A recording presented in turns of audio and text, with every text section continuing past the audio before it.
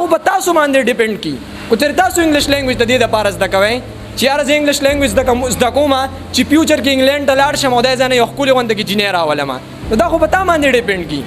خو که ته د دې دپاره زده کوې چې زه به دعوت اسلام وکړم زه به د خپل ملک پیغام نور ملکونو ته ورسوم نو د هغه واقعه د کوم چې محمد رسول الله صحابي ته وي په کور کې د روشندان ولې پرېښودو نو هغه ورته څه وي چې ما ته به څه راځي هوا راځي د الله رسول ورته وي که چېرې داسې دې ویلی وی چې په دې کې ما ته د بانګ اواز راځي نو هم به پکې هوا راتله هم به پکې د بانګ اواز راتو خو اټومیټک به تا ته ثواب میلاوېدو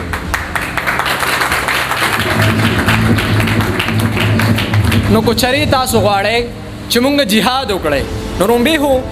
اطلب العلم من المهد الى اللحد د محمد رسول الله حدیث ته چې علم حاصل کې د مور د غېږې نه تر د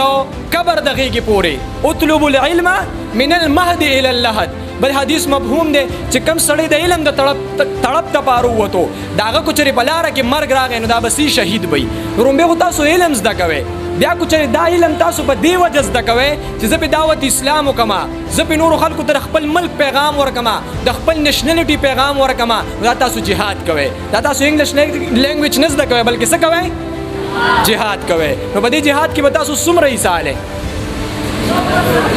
اوس به د زړه د ویښه حصه الی تر اوسه پورې به تاسو راتلل نو کلاسز خو به اخیستل او یو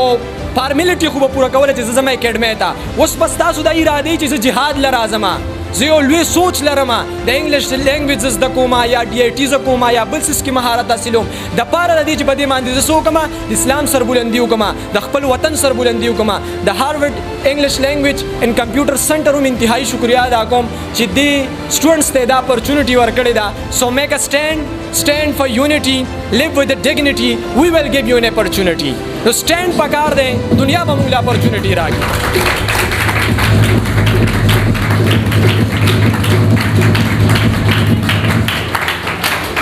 نو دغه خبرې مې په دغه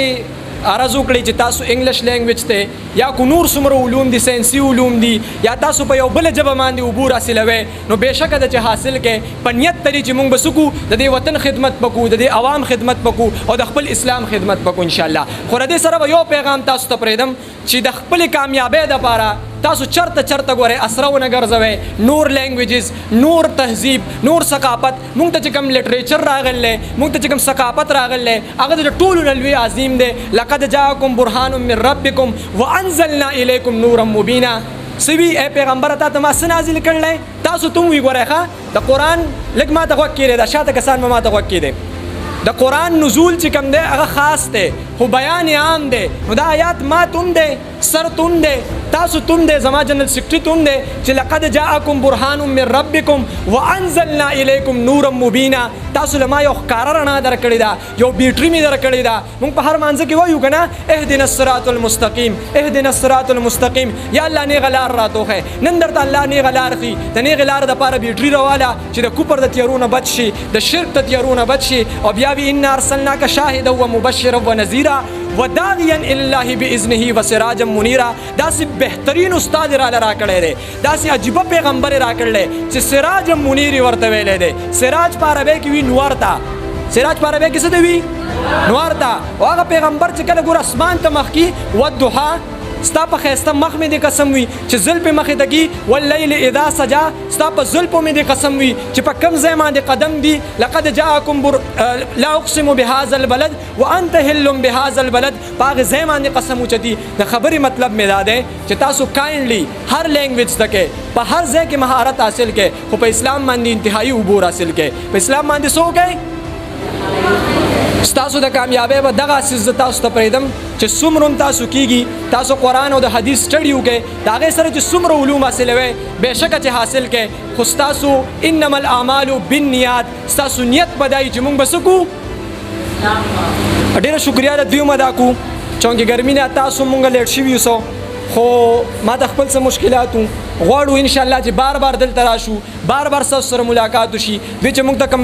پیکیج راکړو د غریبانانو د پاره، د مسکینانو د پاره، د یتیمانانو د پاره، نو هغه د ستاینې وړ دی. ډېره شکریا ادا کوو دوی چې دغه 50 مستحق طلبا ته زمونږ د پلیټ فارم نه، حسن ویلفیر فاونډیشن نه، چې په 15 ادارو باندې کار کوي، یوازې د غریب د پاره هم کار نه کوي، یوازې د مدرسې د جومات د پاره هم کار نه کوي، یوازې د کتاب او د درس او تدریس د پاره هم کار نه کوي، یوازې د تعلیم د پاره هم کار نه کوي، بلکې د 15 ادارو په شکل کې، د صحت په شکل کې هم کار کوي. نو هغه ادارې تعلیم او هنر د طرفه دوی مونږ سپورټ کړو ان شاء الله العزیز. څومره چې زموږ سره بېوسه وي هغه انګلیش لینګویج زده کول غواړي، ډي آی ټي زده کول غواړي، نور څه کوم کورسز چې دلته دي هغه زده کول غواړي، نو ان شاء الله العزیز د ادارې تعلیم او هنر د طرفه به د هاروارډ انګلیش لینګویج ان کمپیوټر سنټر په دغه پیشرفت باندې ان شاء الله هغوی ته مونږ دغه ښایو. او ستاسو به ډېره شکریا ادا کوو چې په دغه تنګ وخت کې تاسو زموږ سوچ لا